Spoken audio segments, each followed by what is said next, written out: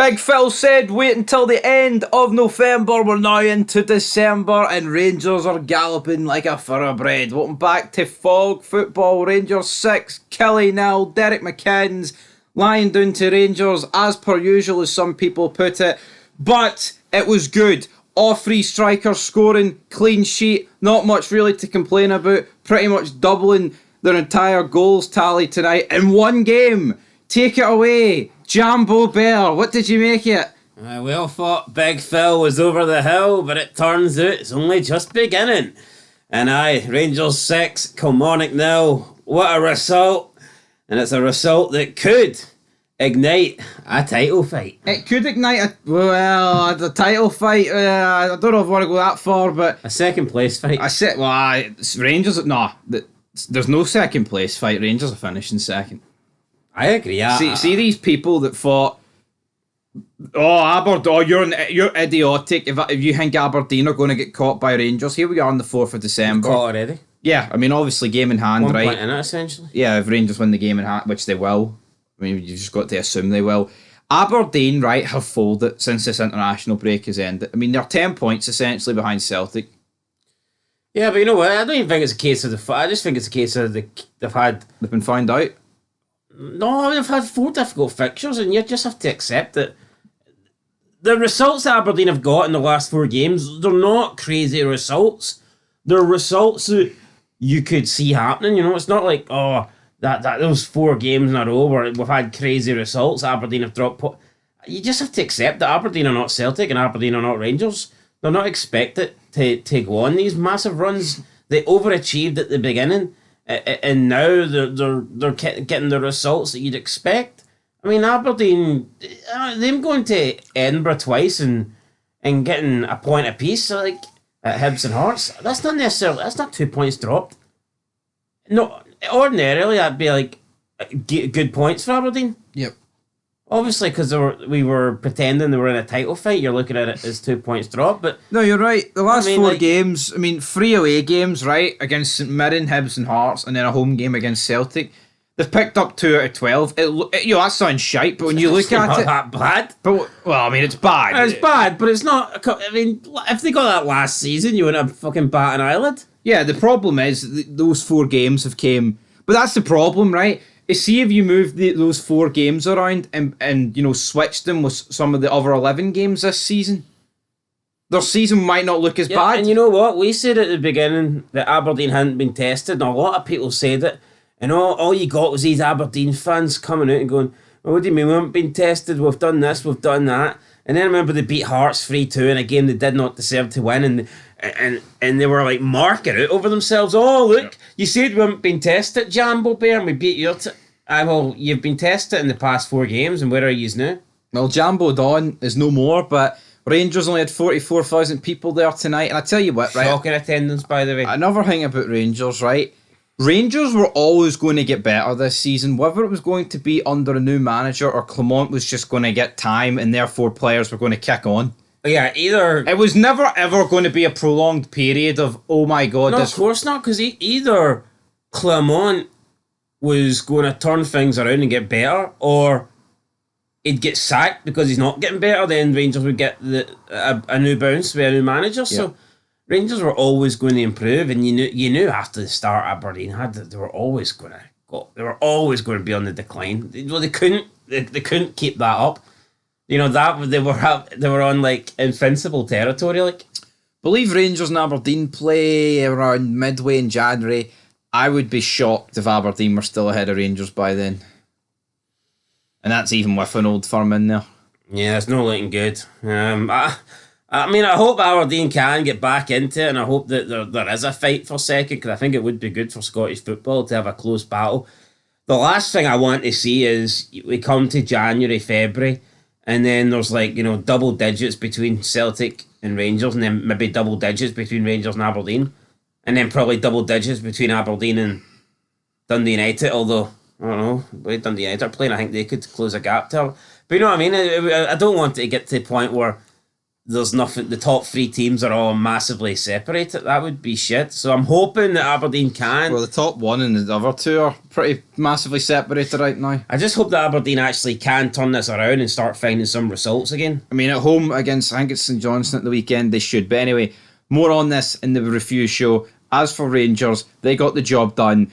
Igamani started on the left, Danilo up front, Hadji in the middle, and Tierney on the right. Is that the front 4 going forward? It looks like it. I mean, you want to say yes, but then again, Dessers comes on and scores 2 goals. It's like, as much stick as the guy gets, he does score, doesn't he? It's like I'm not saying people are harsh on Dessers because he is bad, like, there's no doubt about that, but he scores. You can't say he doesn't score. No, he does, but maybe that's his role. Maybe his role is simply here, you're not good enough to start, but when you come on, get a couple of goals. I can't recall a striker that has received as much criticism as Dessers, but scores as many goals as Dessers. Yeah, but the problem is, right, it's all very well coming on and scoring 2 goals to make it 5 and 6-0 against Killie. What about the fucking chances against Celtic when the game's in the balance? Yeah, what if he comes on and it's 0-0 here against Kilmarnock? Is he getting a winning goal? But that is the difference. I mean, shout out to Igamani, I thought he was really good. Shout out to Hadji, 2 assists. Tavernier got a goal and an assist. Thought Tierney was good. No, but do you not agree with the amount of criticism Dessers gets? You'd think it's a guy that just fucking cannot score a goal. Yeah, but that I've like always like Shankland levels or something. Yeah, I agree, but I've always said this: like, if you play up front for Rangers, man, you're expected to score. You are. The amount of chances that you get, you're just yeah. No matter how bad you're like theoretically. I mean, the 2 goals that Dessers scored, if Danilo stays on the pitch, he probably scores both of them. You know what I mean? It is one of those things, but. I mean, as for the Rangers goals, yeah, they were all very well worked. Igamani, like I said, the guy, he's beginning to look like that player that Clement said a few months ago, oh, we wouldn't be able to afford him next summer. Maybe Clement's had it right all along. Fucking maybe. I tell you what, maybe Clement is beginning to show things here. Imagine he started turning things around in Belgium, took him, you were raging. It'd be sick, wouldn't it? Nah, here, Big Phil. December 15th. Fill your boots. December to dismember. I tell you what, sort it out. That game to me, that will decide whether Phil's got a career or not at Rangers. Yep. You can't lose 6. I think he has to. I think 6. he has to. If he lose, I'm not saying he's sacked if he loses that, but I think if he loses that, it's just a matter of time before he goes. Yeah. I think it's a matter until Rangers can afford to sack him. Whereas I do believe that if he can start putting a run together in the league, right? If Rangers do beat Celtic in that cup final, then they get into 2nd place. I'm not saying they're going to win the league this year, but I think even if they can win a cup final against Celtic, beat Celtic, and then get into 2nd place and just start playing decent football and start getting results like this, like Celtic do, start like bashing. I think that would probably buy him another season. Yeah. I think people would get behind him for a bit.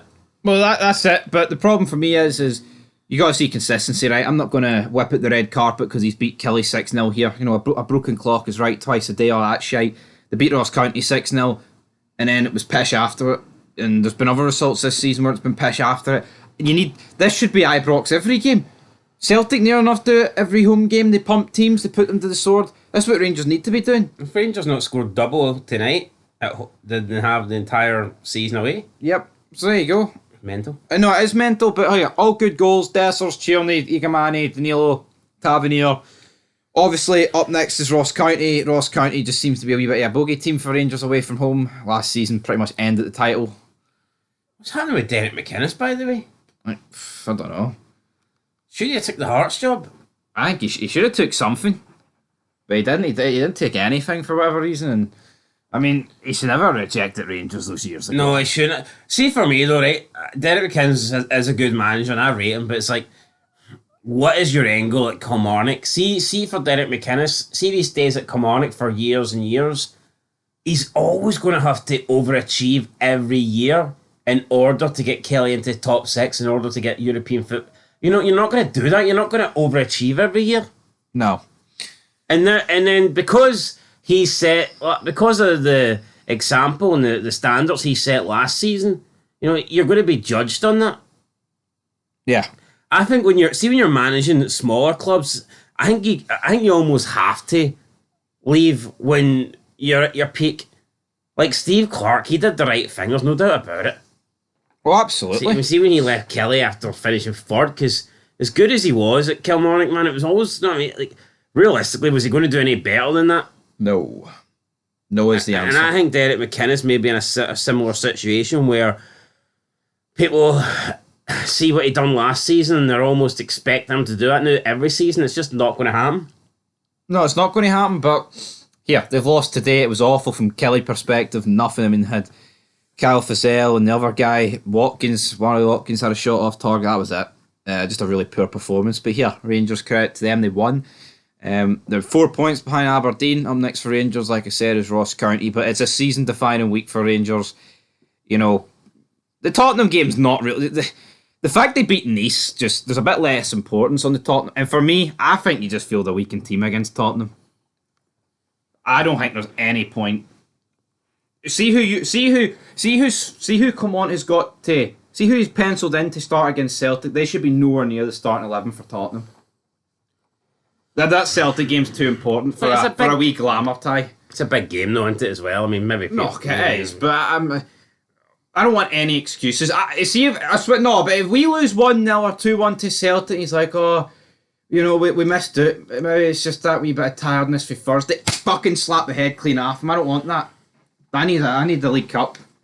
So, what date's the League Cup? 15th of December. Right. Is that Sunday?